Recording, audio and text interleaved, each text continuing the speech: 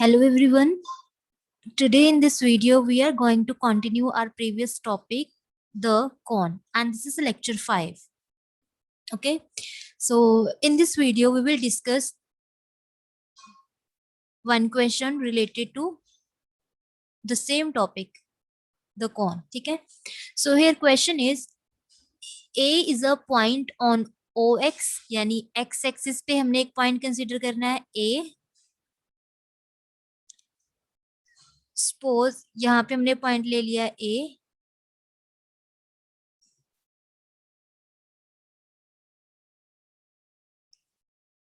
and B is any point on y-axis. Suppose this is x-axis and this is y-axis and this is z-axis. Okay, और हमने यहाँ पे एक point लिया है y-axis पे B पॉइंट. So that ऐसे लेने आए दो पॉइंट्स हमने. A is a point on OX, B is a point on OY, so that the angle OAB is constant which is equal to alpha. O point कौन सा है? ये origin. ठीक है, जो यहाँ पे पॉइंट है ओरिजिन. ऐसे चूज करने हैं ए एंड बी पॉइंट यहाँ पे such that the angle O A B is alpha.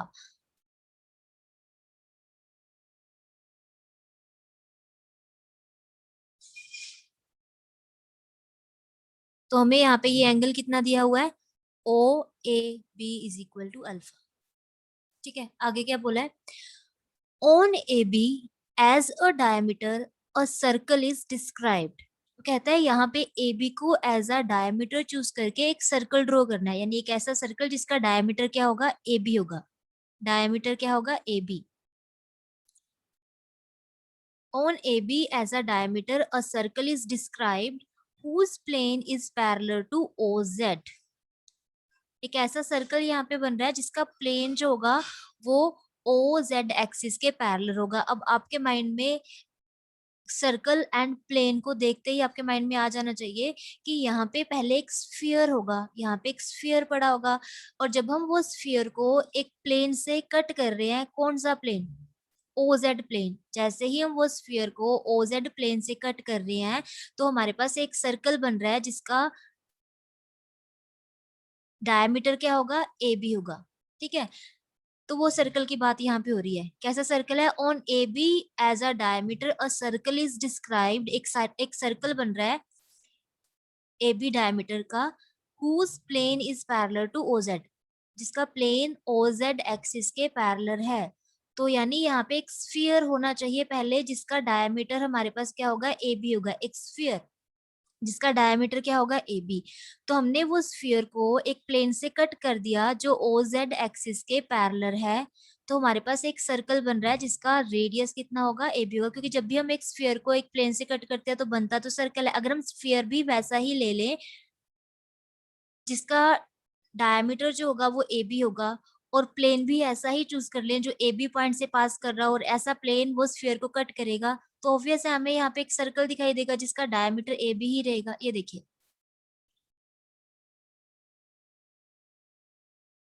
Suppose यहाँ पे हमारे पास एक स्फीयर है.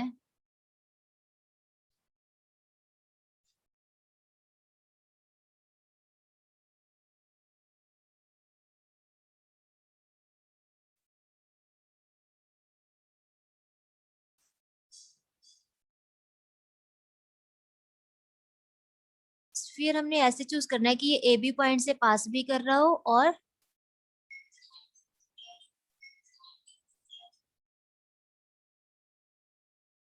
Suppose this is a sphere whose diameter is the line segment A B. तो ये स्फीयर का सेंटर भी यहीं पे होगा ना, इसी लाइन यहाँ पे कहीं पे लाई कर रहा होगा.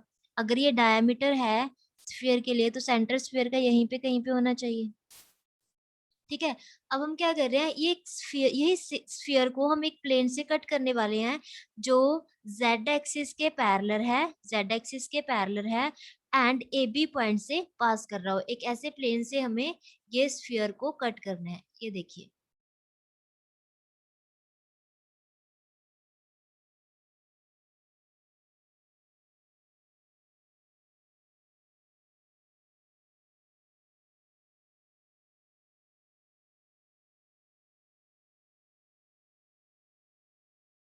तो हमने क्या किया यहाँ पे, ये स्फीयर जो था इसको हमने एक प्लेन से कट कर दिया जो जेड एक्सिस के पैरेलल है। ये देखो ऐसे कट कर दिया हमने, यहाँ से ऐसे कट कर दिया, और प्लेन जो था वो ए बी पॉइंट से पास कर रहा था। जैसे ही हमने स्फीयर को ऐसे यहाँ से कट किया और प्लेन हमारा जेड एक्सिस के पैरेलल है, तो ये स्फीयर और प्लेन की इंटरसेक्शन क्या आएगी हमारे पास, सर्कल बनेगी ना। क्या आएगी, एक सर्कल बनेगा हमारे पास। कैसा सर्कल, ये सर्कल।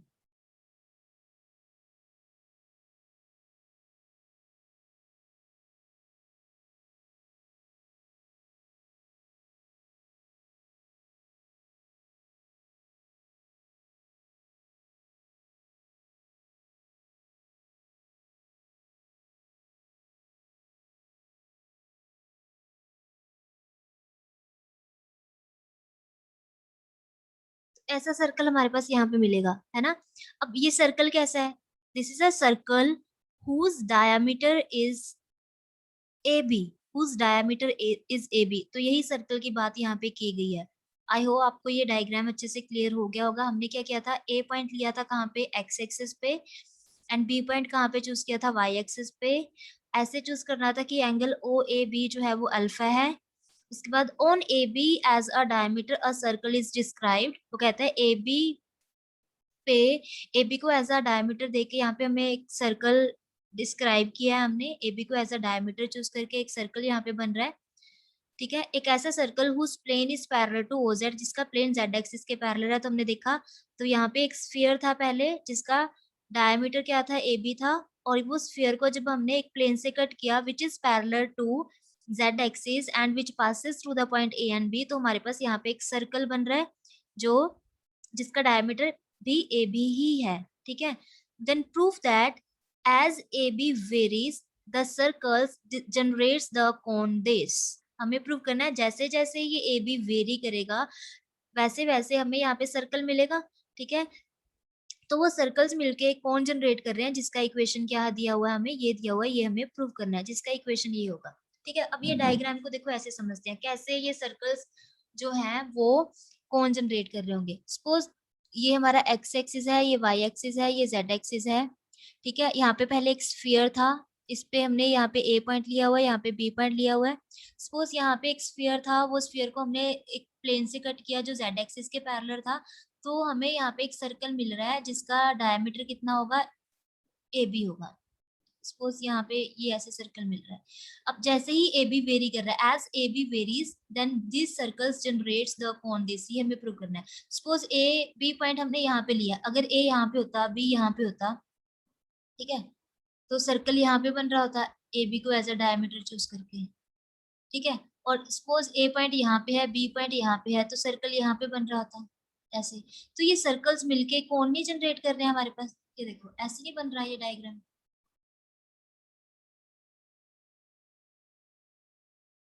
एक यहाँ पे सर्कल है, फिर यहाँ एक सर्कल है, फिर यहाँ एक सर्कल है।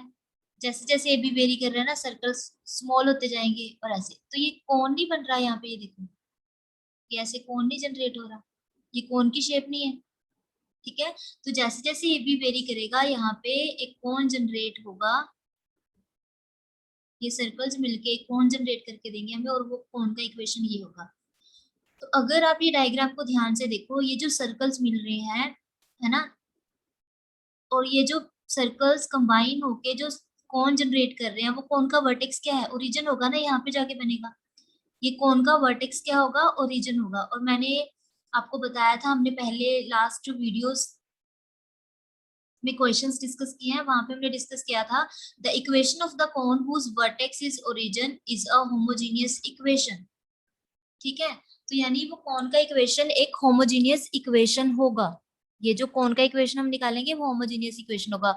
और हम ऐसे कोन की इक्वेशन निकालते कैसे हैं, हमें बेस कर्व का इक्वेशन चाहिए होता है। यहाँ पे सर्कल बन रहा है ना, हमें ये बेस कर्व का इक्वेशन चाहिए होता है जब भी हमें क्या दिया हो, कोन का वर्टेक्स ओरिजिन दिया हो। ठीक है, और ऐसे कोन की हमें इक्वेशन निकालनी हो, तो हमें बेस कर्व चाहिए होता है। और ये बेस कर्व की हेल्प से हम एक होमोजेनियस इक्वेशन फाइंड करते हैं, और वही हमारा रिक्वायर्ड इक्वेशन ऑफ कोन बन जाता है। ठीक है। अब यहाँ पे सर्कल बना कैसे, एक स्फीयर है हमारे पास, कैसा sphere, whose diameter is the line segment A B, एक स्फीयर है जिसका डायमीटर ए बी है, और एक प्लेन है जो ए कॉमा बी पॉइंट से पास कर रहा है। जैसे ही ये प्लेन ने ये स्फीयर को कट किया तो हमें सर्कल मिल रहा है, सर्कल मिल रहा है ना। ये कर्व जो हमारा बेस कर्व है ये ऐसे मिल रहा है हमें एक स्फीयर को प्लेन से कट करने पे। तो जैसे ही हम स्फीयर के साथ एक प्लेन का इक्वेशन रखेंगे तो वो किसको रिप्रेजेंट कर रहा होगा, ये बेस कर्व को रिप्रेजेंट कर रहा होगा, है ना। तो firstly we have to find the equation of the sphere whose diameter is AB, whose diameter is AB, and we have to find the equation of the plane which passes through the point AB। ठीक है, और फिर ये plane की help से हम ये sphere की इक्वेशन को होमोजीनियस बना देंगे, तो हमारे पास रिक्वायर्ड कोन का इक्वेशन आ जाएगा, और हमें प्रूफ ये करना है कि कोन का इक्वेशन ये होगा। आई होप आपको ये क्वेश्चन का स्टेटमेंट अब अच्छे से क्लियर हो गया है। तो हमें क्या फाइंड करना है, बेस कर्व फाइंड करने के लिए we have to find a sphere whose diameter is AB। We have to find the equation of the plane which passes through the point A, B। ठीक है। अब यहाँ पे हम करेंगे क्या, देखो यहाँ पे जो ए पॉइंट है वो एक्स एक्सिस पे लाई कर रहा है, तो हम ये चूज कर लेते हैं कि जो ए पॉइंट है उसके कोऑर्डिनेट्स हैं A0 0, बिकॉज ये पॉइंट एक्स एक्सिस पे है तो वाई जेड कोऑर्डिनेट्स 0 होंगे। एंड ये जो पॉइंट लिया हमने बी, ये हमने वाई एक्सिस पे लिया है तो हम इसके कोऑर्डिनेट्स मान लेते हैं 0 B 0। Okay, so to find the base curve we have to find, to find the base curve we have to find the equation of the sphere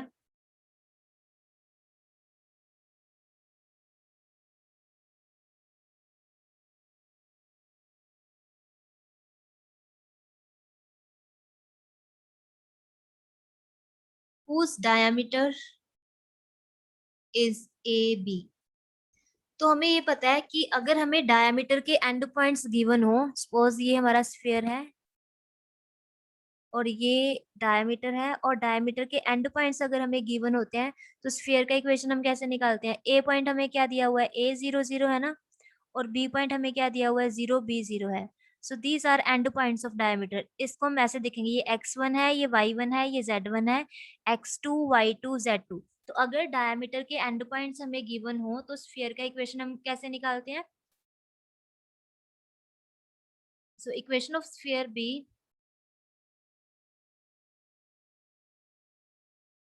equation of sphere is, equation होती है ये x-x1 sphere का equation अगर diameter के and points हमें दिए गए हो, x-x2 plus y-y1 y-y2 plus z-z1 z-z2 is equal to 0।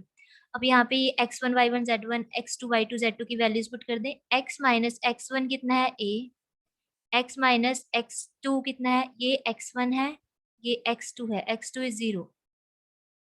y minus y1 y1 का वैल्यू 0 है, y माइनस y2 का वैल्यू b है, z माइनस z1 का वैल्यू 0 है, z माइनस z2 का वैल्यू भी कितना है 0 है। तो अगर हम इस इक्वेशन को सॉल्व कर लेते हैं तो हमें मिलेगा यहाँ पे equation x square minus a x plus y square minus b y plus z square is equal to 0। तो here equation of required sphere whose diameter is the line segment AB is x square plus y square plus z square minus of ax minus by is equal to 0। This is the required sphere whose diameter is AB। Now we have to find the equation of the plane which passes through the point A, B, है ना। एक ऐसे plane की equation चाहिए जो A, B point से pass कर रहा है। Okay,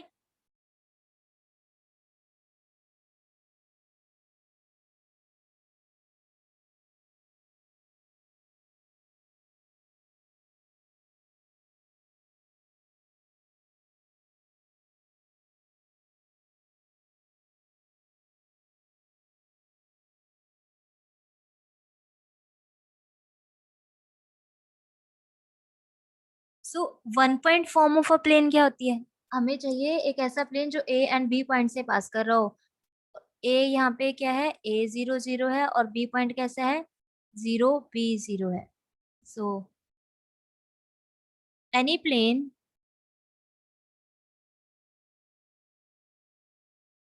through the point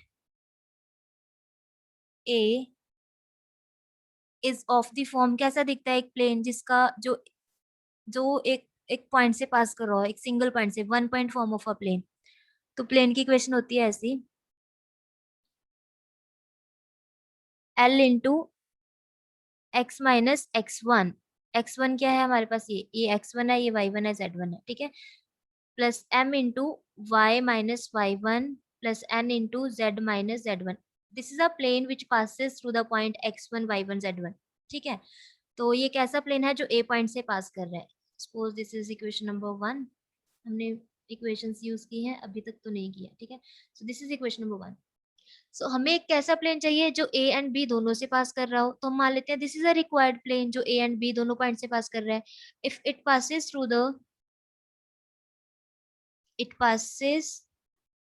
through the point B which is zero b zero, तो ये पॉइंट इसको सेटिस्फाई भी करेगा, ठीक है। ये पॉइंट जो है वो इस इक्वेशन को सेटिस्फाई भी करेगा, तो हम x को जीरो पुट कर देंगे, y को b पुट कर देंगे, z को जीरो पुट कर देंगे। जैसे ही हमने यहाँ पे x को जीरो पुट किया तो यहाँ पे इक्वेशन क्या है हमारे पास, माइनस ऑफ ए एल।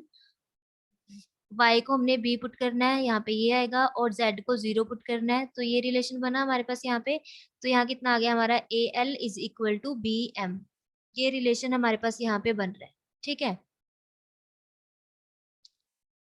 अगर ये रिक्वायर्ड प्लेन है जिससे हमने स्फीयर को कट किया है, जो ए एंड बी दोनों पॉइंट से पास कर रहा है, तो ये भी तो कंडीशन गिवन है, the plane is parallel to y axis. तो ये प्लेन जो होगा ये किसके पैरेलल होगा, ये प्लेन वाई एक्सिस के पैरेलल है, ठीक है। ये प्लेन किसके पैरेलल है, वाई एक्सिस के पैरेलल है।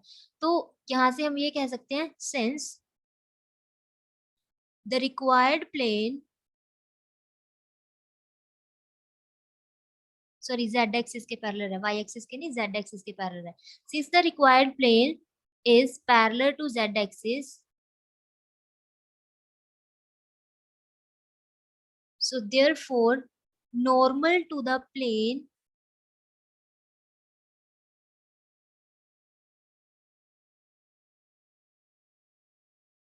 normal to the plane is perpendicular to the z axis। ऐसा होगा ना, अगर प्लेन z एक्सिस के पैरेलल है तो जो हमारे प्लेन पे नॉर्मल होगा वो z एक्सिस पे भी परपेंडिकुलर होगा। कैसे, ये देखो, अब मैं एग्जैक्ट फिगर तो ड्रॉ नहीं कर रही हूँ। सपोज यहाँ पे ये हमारा z एक्सिस है और इसके पैरेलल यहाँ पे सपोज एक प्लेन पड़ा है, पैरेलल है ये z एक्सिस के, ठीक है। तो जो z पे, जो प्लेन पे नॉर्मल होगा, क्योंकि ये दोनों पैरेलल है, अगर आप प्लेन पे नॉर्मल ले रहे हो तो ऑब्वियस है वो z एक्सिस पे भी नॉर्मल होगा। जो प्लेन पे नॉर्मल होगा वो z एक्सिस पे भी परपेंडिकुलर ही होगा ना यहाँ पे, क्योंकि ये दोनों पैरेलल है, लाइन z एक्सिस और प्लेन पैरेलल है। तो ये है, this is a normal to the plane, ये नॉर्मल है प्लेन पे। तो नॉर्मल के डायरेक्शन रेशियोज हम कैसे निकालते हैं, अगर कोई भी स्ट्रेट लाइन एक प्लेन पे नॉर्मल होती है तो वो लाइन के डायरेक्शन रेशियो हम कहाँ से निकालते हैं, प्लेन की इक्वेशन की हेल्प से। प्लेन की इक्वेशन क्या है हमारे पास, ये l x minus a plus m y minus zero plus n z minus zero, ये है प्लेन की इक्वेशन। और यहाँ पे ये जो हम l m and n choose करते हैं, ये क्या होते हैं प्लेन की इक्वेशन में, these are direction ratios of normal to the plane, ठीक है। अगर हमारे पास ऐसी प्लेन की इक्वेशन हो ना, प्लेन की इक्वेशन हम ऐसे लेते हैं, a x plus b y plus c z plus d is equal to zero. यहाँ पे जो coefficient of x, coefficient of y, coefficient of z, यानी एबीसी जो होता है वो किसको रिप्रेजेंट करता है, these are a b c, this a b c are, these are direction ratios of normal to the plane. तो ये प्लेन पे अगर हमने यहाँ पे नॉर्मल लिया है तो इस लाइन के डायरेक्शन रेशियोज क्या होंगे, एल एम एन, क्योंकि प्लेन की इक्वेशन में एक्स का कोफिशिएंट एल आएगा, वाई का कोफिशिएंट एम आएगा और जेड का कोफिशिएंट एन आएगा। तो ये जो नॉर्मल है इसके डायरेक्शन रेशियोज है हमारे पास l m n. And y axis ये हमारा क्या है, जेड एक्सिस, ये क्या है जेड एक्सिस। और जेड एक्सिस के डायरेक्शन रेशियोज क्या होते हैं, 0 0 1 होते हैं जेड एक्सिस के डायरेक्शन रेशियोज। अब हमें पता है these two lines are perpendicular, ये लाइन और ये लाइन परपेंडिकुलर है और इनके डायरेक्शन रेशियोज हमें पता है। तो देखो अगर टू लाइंस परपेंडिकुलर हो ऐसे, एक लाइन के डायरेक्शन रेशियोज सपोज हम वही लिख लेते हैं, हमारे पास एक लाइन के डायरेक्शन रेशियोज आ रहे हैं एल एम एन है, और सेकेंड लाइन के डायरेक्शन रेशियोज है 0 0 1। तो अगर टू लाइंस परपेंडिकुलर हो यानी इनमें एंगल कितना है हमारा 90 डिग्री है ना, तो हमारे पास रिजल्ट क्या होता है, अगर टू लाइंस परपेंडिकुलर होती हैं तो रिजल्ट क्या होता है, इनके डायरेक्शन रेशियोज की मल्टीप्लीकेशन का सम 0 होता है। क्या होता है रिजल्ट, कोरिस्पॉन्डिंग डायरेक्शन रेशियो, इसका डायरेक्शन रेशियो उठाना है यहाँ पे 0, इसका एल, 0 को एल से मल्टीप्लाई करना है, प्लस 0 को एम से मल्टीप्लाई करना है, 1 को एन से मल्टीप्लाई करना है, तो ये रिजल्ट होता है, ये 0 के इक्वल होता है। अगर टू लाइंस परपेंडिकुलर हो तो उनके डायरेक्शन रेशियोज की मल्टीप्लीकेशन लेनी है, 0 को एल से मल्टीप्लाई किया, प्लस 0 को एम से मल्टीप्लाई किया, प्लस 1 को एन से मल्टीप्लाई किया, तो वो 0 के इक्वल होता है। क्या होता है, sum of multiplication of corresponding direction ratio is equal to 0 अगर टू लाइंस परपेंडिकुलर हो। तो हमें यहाँ पे दिया गया था जो हमारा प्लेन पे नॉर्मल है ना, वो z एक्सिस पे भी नॉर्मल है, because these two lines are perpendicular, तो इनके डायरेक्शन रेशियोज की मल्टीप्लीकेशन का सम क्या होगा, 0 होगा। तो यहाँ से हमारे पास कंडीशन क्या आ गया, यहाँ से हमारे पास आया n की वैल्यू क्या होगी, 0 होगी। n की वैल्यू क्या होगी यहाँ पे, 0 आ जाएगा हमारे पास, ठीक है। तो अगर n की वैल्यू 0 है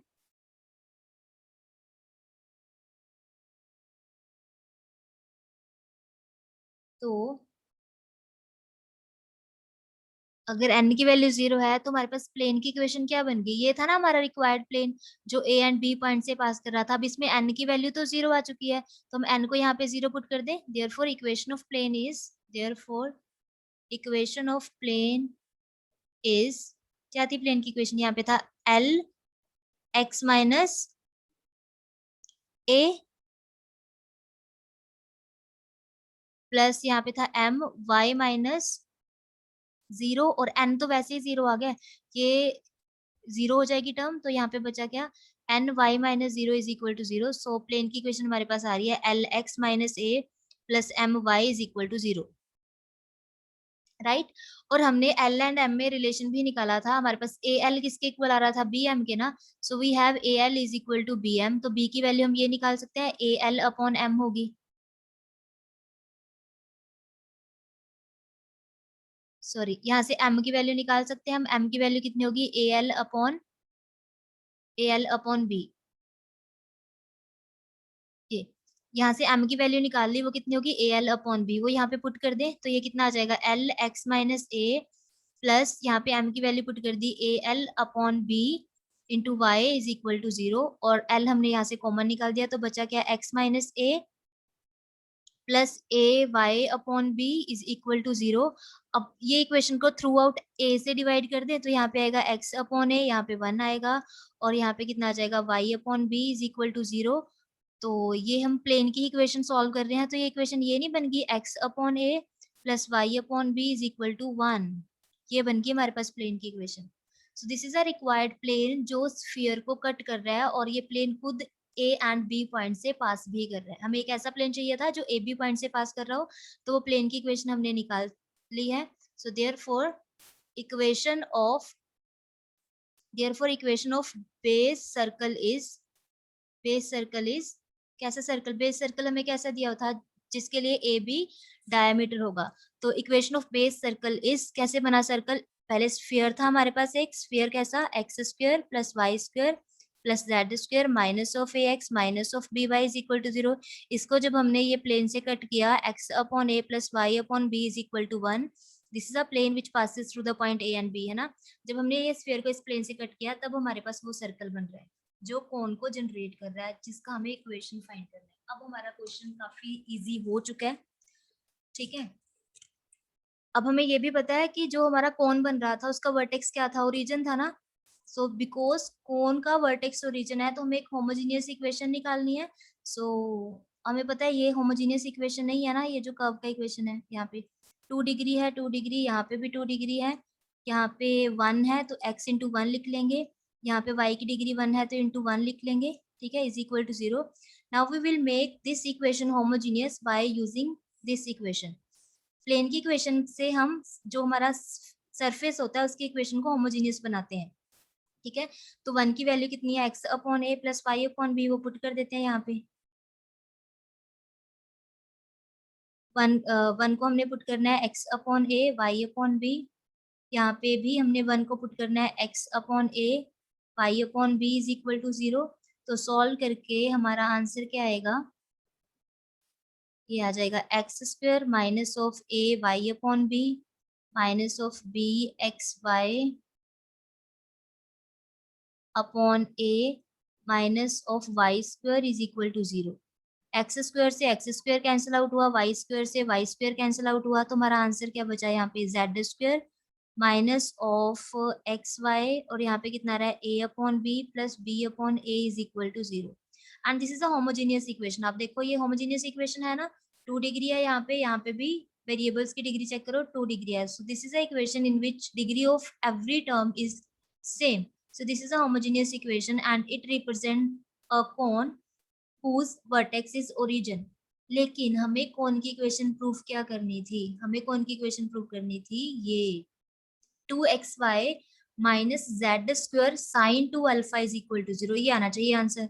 अब इसमें तो साइन भी आ रहा है, अल्फा भी आ रहा है। हमारी इक्वेशन क्या आई है, z square minus x y. हमारी इक्वेशन क्या है, equation of required cone is z square is equal to x y a upon b plus b upon a. हमारे लिए तो कौन की इक्वेशन ये आई है। अब इसको थोड़ा सिंप्लीफाई करेंगे, हमें एंगल भी तो दिया हुआ है, हम उसका यूज कर सकते हैं। देखो हमें क्वेश्चन में क्या दिया गया था, angle O A B is alpha, यही दिया हुआ है हमें। यहाँ पे हमारा ओरिजिन था, ये एक्स एक्सिस था, इस पे हमने ए पॉइंट लिया हुआ है, और यहाँ पे हमारा ऐसे वाई एक्सिस था, यहाँ पे हमने बी पॉइंट लिया हुआ है। तो हमें यहाँ पे ये एंगल कितना दिया गया है, ओ ए बी इज अल्फा, ठीक है। तो यहाँ पे angle between this line O A and O B is alpha. अब ओ के कोऑर्डिनेट्स हमें पता है 0 0 0 है, ए के कोऑर्डिनेट्स हमें पता है a 0 0 है, बी के कोऑर्डिनेट्स हमें पता है 0 b 0 है। So angle between two lines का फॉर्मूला यूज कर सकते हैं हम यहाँ पे। तो उसके लिए हमें डायरेक्शन रेशियोज चाहिए होते हैं। ओ ए लाइन के डायरेक्शन रेशियोज क्या होंगे, a माइनस 0 0 माइनस 0 0 माइनस 0, ऐसे निकालते हैं ना। एक स्ट्रेट लाइन के डायरेक्शन रेशियो, अगर स्ट्रेट लाइन पे 2 पॉइंट्स लाई कर रहे हो ऐसे, x1 minus x2 y1 minus y2 z1 minus z2, ठीक है। सिमिलरली हमें ये ए बी लाइन के डायरेक्शन रेशियो चाहिए, तो ये होगा a minus 0 0 minus b 0 minus 0, ठीक है। Now as we know that angle between the line O A and O B is alpha, so therefore cos alpha, angle कैसे निकालते हैं हम, अगर डायरेक्शन रेशियो हमें पता हो, a इंटू ए, तो कितना हो जाएगा यहाँ पे a square 0 into minus b यानी 0 प्लस, यहाँ पे लिखते हैं 0 into 0 angle between two straight lines, और यहाँ पे क्या आता है, जो डायरेक्शन रेशियोज होते हैं इनका magnitude, a square plus zero the square into a square plus b square plus 0, ठीक है। तो यहाँ पे ये आया हमारे पास cos alpha is equal to a square, यहाँ पे कितना आया a, और यहाँ पे हमारा आ रहा है ए स्क्वायर प्लस बी स्क्वायर, ये कैंसिल आउट हो गया यहाँ पे।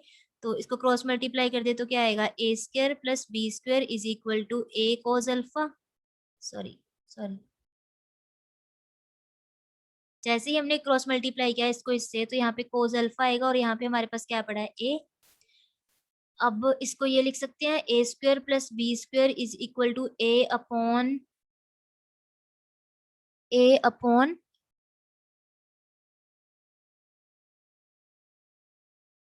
कोस अल्फा, और a upon cos alpha means a second alpha बन जाएगा जब कोस अल्फा को यहाँ पे आप शिफ्ट करोगे।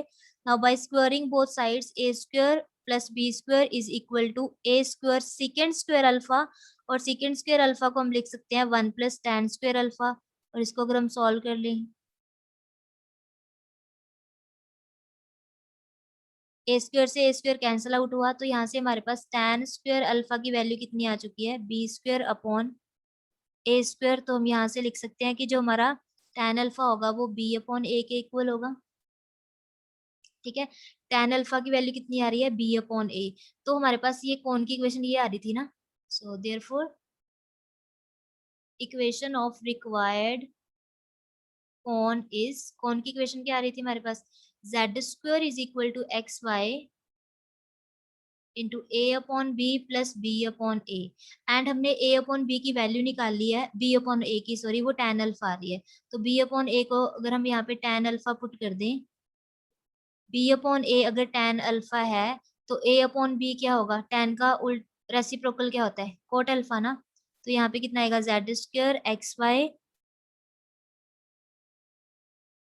और यहाँ पे इसको हम लिख सकते हैं 1 upon tan alpha plus tan alpha, और ये आ जाएगा एलसीएम लेने पे 1 plus tan square alpha upon tan alpha. And 1 plus tan square alpha कितना होता है, 1 plus tan square alpha is second square alpha upon tan alpha, right. और अगर हम इसको ओपन कर दें यहाँ पे,